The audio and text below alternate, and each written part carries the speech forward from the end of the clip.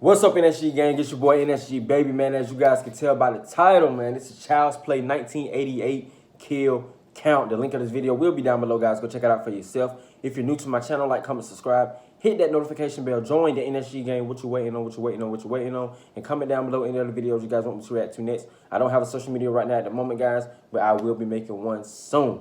So, Child's Play.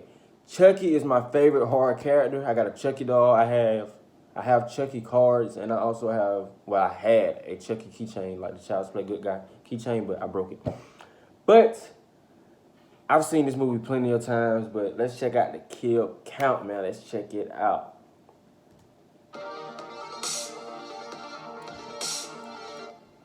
Welcome to the Kill Count, where we tally up the victims in all our favorite horror movies. I'm James H. and today we begin our Chucky extravaganza with the original Chucky movie, Child's Play, released in 1988. Child's Play is an interesting series, one that has ventured from serious horror into self-effacing parody and back to horror again. With 6 films and a 7th coming out in just a few weeks, its success and notoriety is entirely because of the central character, Chucky the Killer Doll. Possessed by the spirit of a serial killer, Chucky has been freaking people out since his first appearance on screen, and there's no other horror icon that I hear people say they're afraid of more, whether it stems from the unnatural way he moves around or just an innate deep-seated fear. I have a friend, she says she's terrified of Chucky, you know, and but she said she's okay with Tiffany, but she's not okay with Chucky, and she liked Glenn too. So, but hold on for a minute. But yeah, I love Chucky, you know. So let's get back into the video.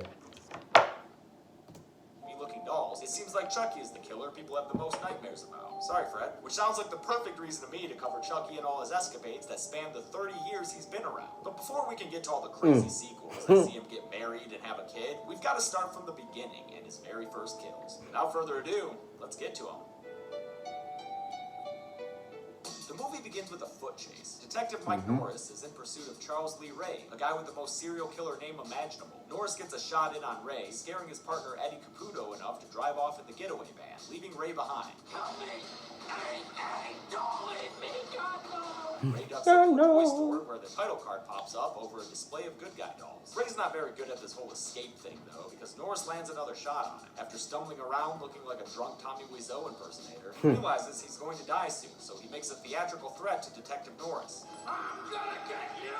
I'm gonna get Eddie! No matter what! Then he grabs a good guy doll and gets to work with a crazy archaic chant. I only included a clip of the chant because after working on this series so much, I've been saying Ade Due Dambala in my sleep, and if Chelsea has to suffer through hearing that shit, then so do you. A bunch of ominous thunderclouds roll in overhead, and one lightning strike later, the entire toy store blows up from the inside out, leaving the place looking like Santa's workshop after one of the elves had an accident cooking meth. The only thing left for Norris to find is Ray's dead body lying next to a good guy doll. Obviously, Ray has transferred his soul into it, but I'm still gonna throw Charles Lee Ray up on the kill count as the movie's first victim, because, you know, he shuffled off his mortal coil or whatever. Now it's time to meet our adorable little hero of the film, Andy Barclay. He's making a breakfast of sugar with sugar, but he's allowed to because it's his damn birthday, and there's nothing he wants more for it than an animatronic good guy doll, as hawked to him by this terrifying mascot good guy, who I just need to see someone cosplay as at the next Monsterpalooza. Don't let me down, people. But when he opens the big box for him from his mom, Karen, it's just a bunch of dumb clothes inside. Quit your whining, kid. A good guy doll won't keep you warm through a Chicago winter. And besides, the damn things cost $100. Way too much for this working class single mother. But at work, Karen is presented with a solution when her pink lady friend Maggie tells her about a sweet clearance sale going on in the alleyway. She goes out back and buys one of these giant life-size dolls for only $30 from a very charming street peddler. How do we know the damn thing isn't stolen, huh? Steal this! When she gets back inside, her stuffy boss tells her she has to work late that night, so Maggie agrees to watch Andy. Karen's able to stop home first and give Andy his street doll, and the two little boys take an immediate liking. And I'm sorry, guys. I know in the kill count they do not have subtitles, but I do not know how to take my subtitles off on my laptop at the moment, but I will do it. So in the next video, these subtitles will not be up. Hi, I'm Andy. I'm Chucky, and I'm your friend to the end. Heidi-ho. Things couldn't be better for Andy, who gets to teach his new friend all sorts of things. See? That's how you build things. And they're pretty swell for Chucky, too. Look, free TV. And the anchor is talking about Charles Lee Ray. That's his favorite program. Andy tells Maggie that Chucky wants to watch the news, but she says it's late and tries to put the boys to bed. She's surprised a little later when she finds the TV turned back on and Chucky's sitting in a chair watching the anchor talking about the whereabouts of his accomplice, Eddie Caputo. She thinks it's just Andy, new doll goofing, though, so she puts him to bed, wrapped up real tight next to Chucky, showing us just how big Chucky's damn head is. Look at it. Later that night, while Maggie's trying to read, Chucky runs down the hall behind her. She just thinks it's Andy. When she goes to look for him, she finds a bunch of flowers spilled on the floor, and as she's cleaning it up, she gets a hammer to the face, causing her to stumble back and fall out the window of their awesome-looking apartment building in a really long, drawn-out, slow-motion shot until she finally lands on a truck for our second film of the movie, 23 minutes in. Karen gets home and runs down the hall like a Disney princess to find Andy hanging out with Detective Norris. He tells her about Maggie's death and points out the cute little footprints in the flower by the window. He checks out Andy's pajama soles, and hey, look, it's the same design. Ain't that something? Karen's not happy about the insinuation and tells Norris to go on and get, but before he does, Andy has an adorable little light bulb go off and sees that Chucky has flour on the bottom of his shoes. He gets so excited to tell the grown-ups that he can't even make it all the way through his line. Mommy, I know who was on the kitchen counter. Mike humors him by asking who did. Chucky. And as adorable as that answer is, Mike and Karen don't believe him because, you know, they're not insane people. Andy might know because Karen finds him sitting on the floor and talking to Chucky. Apparently, Chucky's been sharing secrets with Andy. His real name is Charles Lee Ray. Oh, the name almost loses its assassin-like qualities when that cute kid says it. No way to make this next line sound innocent, though. He said that Maggie was a real bitch and got what she deserved.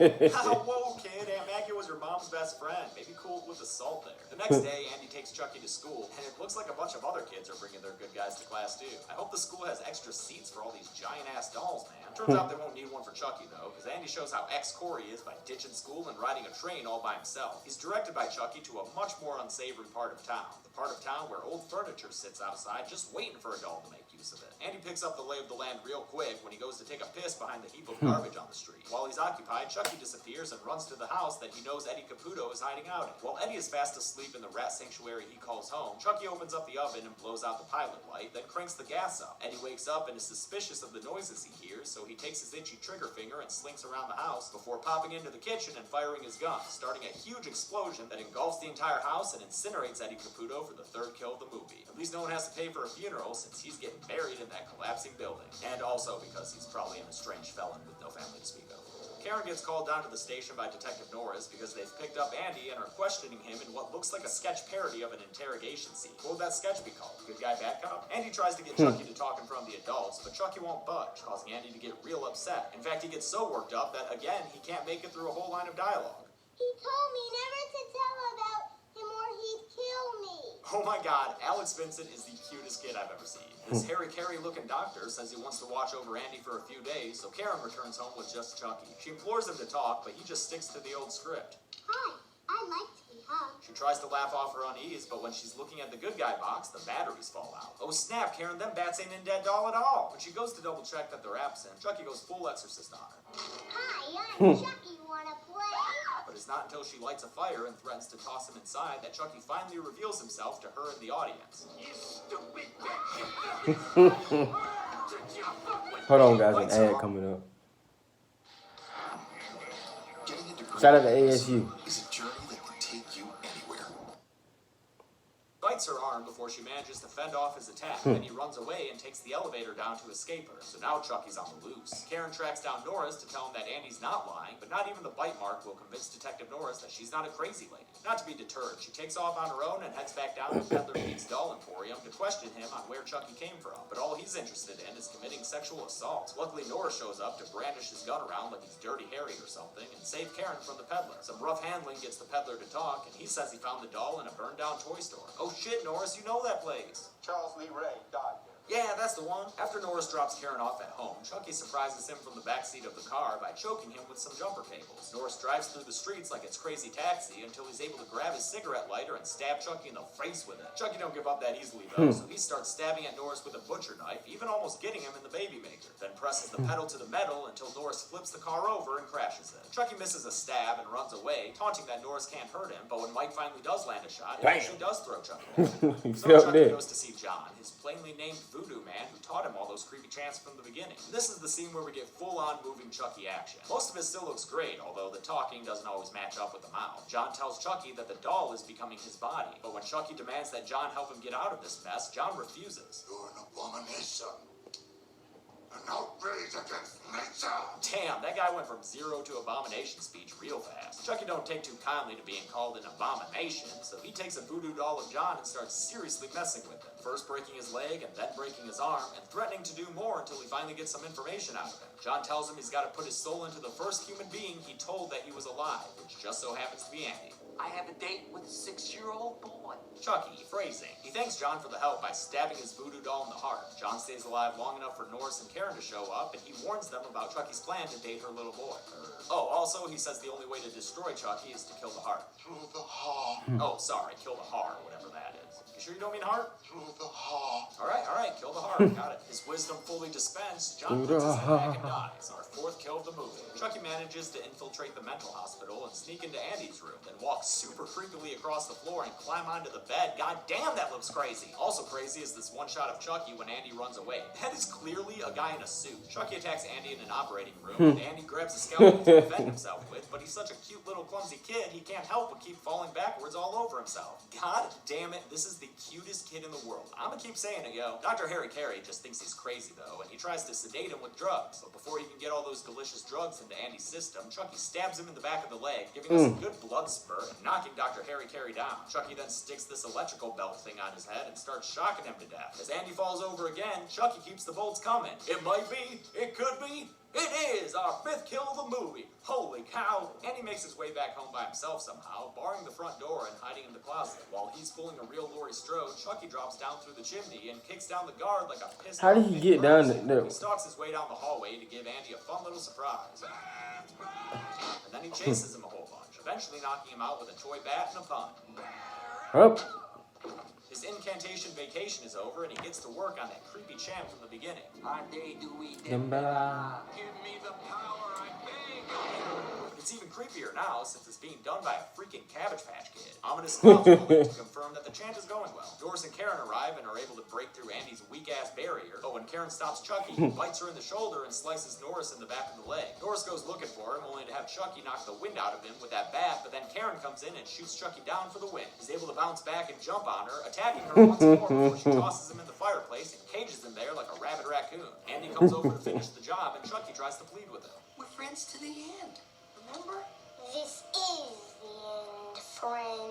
Andy lights him up and gives us this disturbing image of a nearly human-sized doll running around on fire and climbing on furniture, looking like a toddler flaming torch. You'd think that would be the end of it, but no. After the Barclays go tend to Detective Norris, Chucky friggin' disappears. He comes back to trip Andy like a grade school bully and comes after him, even though at this point he's been reduced to a smoking, overcooked barbecue. We get some classic horror imagery, like the stabs through the door and POV chasing, until Karen shoots Chucky a bunch of times, decapitating him and taking off several limbs with her shots. That's some dope aim, Karen. She finally shoots him in the chest, and we think it's finally all over for good, because, like, come on. Norris's cop partner shows up, and even though Norris tells him it was the doll, he's skeptical of the story. Lucky for Norris's credibility, it's actually not all over for good, as Chucky's burnt body pops out through the air vent and starts strangling the cop even more than that mustache is strangling his upper lip. Jesus, dude, just die already. Norris must have been thinking the same thing, because he shoots him through the heart. Blood splatters everywhere. No. Chucky is finally dead, so he'll go on the list, even though I already counted Charles Lee Ray. Whatever, I do what I want. Chucky signs off with one last utterance of his catchphrase. I'm Chucky. Wanna play? And that'll give you nightmares. The detectives, Karen and Andy, all leave the room, a freeze frame capturing Andy's forlorn look as the final frame of the film. Man, I hate it when movies end on a freeze frame for no good reason. Come on, let's get to the kills. The numbers. If you count both Charles Lee Ray and Chucky as separate deaths, then 6 people die in this movie. Pretty low for a slasher, but that's okay. Chucky's just getting started. Of the victims, 5 were men and only 1 was a woman, so there was a pretty stark gender imbalance going on. With a runtime of 87 minutes, we wound up with a kill on average every 14.5 minutes, and they were actually spaced apart pretty evenly. I'll give the golden chainsaw for coolest kill to Dr. Ardmore. All the kills were unique, but this one was the most gruesome, especially the shot with all that blood coming out of his eyes. The machete for lamest kill will go to Charles Lee Ray, who bled out to death after getting shot a couple of times. It's bullshit. He did not die well. He did not. Oh, hi, Chucky. And that's it. Child's Play was released in 1988 and caused a bit of an uproar, with the concerned parents of the conservative 80s outraged by the concept of a killer dog. Chucky persevered, though, and we got a whole heap of sequels, the first of which I'll be covering next week. Until then, I'm James A. Janice. That's when Chucky Kill Count. Hey destroyed, guys, thanks a lot for was watching destroyed. my Kill Count for Child's Play. I want to thank some of my... Okay, guys, if you enjoyed this video, give it a thumbs up. Comment down below any other kill counts or any other videos you guys want me to react to. Chucky, like, is actually one, like I said before, Child's Play, Chucky in general, is my favorite horror character, man. So, let me know down below what's you guys' favorite horror character. I hope you guys had a blessed and wonderful day. I said had. Have a blessed and wonderful day. Self-care is the best care. Self-love.